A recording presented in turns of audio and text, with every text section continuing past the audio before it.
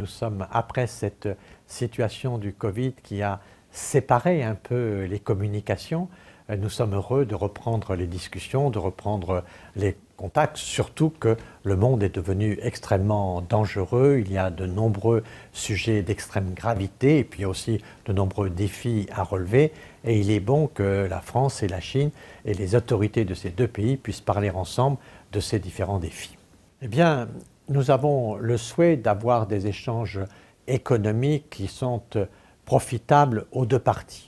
Et donc nous nous réjouissons de voir des grandes entreprises françaises avoir des coopérations en Chine excellentes. C'est le cas de Schneider, de Sanofi, de Michelin, de L'Oréal, de LVMH, d'Hermès, etc.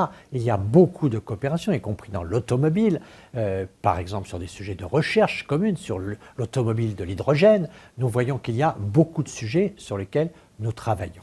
Mais il y a aussi des sujets qui sont très importants et qui sont liés à l'environnement mondial de l'économie. Et pour cela, par exemple, tout ce qui touche la biodiversité, tout ce qui touche la protection des océans, tout ce qui touche, je dirais, les accords de Paris et la protection de nos pays face au changement climatique, il y a là beaucoup d'échanges sur lesquels nous sommes très attentifs à un développement de la coopération entre la Chine et la France.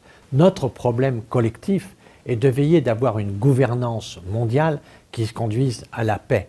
Car il ne peut pas y avoir de développement des pays, les uns ou les autres, sans qu'il y ait la paix. La France et la Chine sont toutes les deux membres du Conseil de sécurité.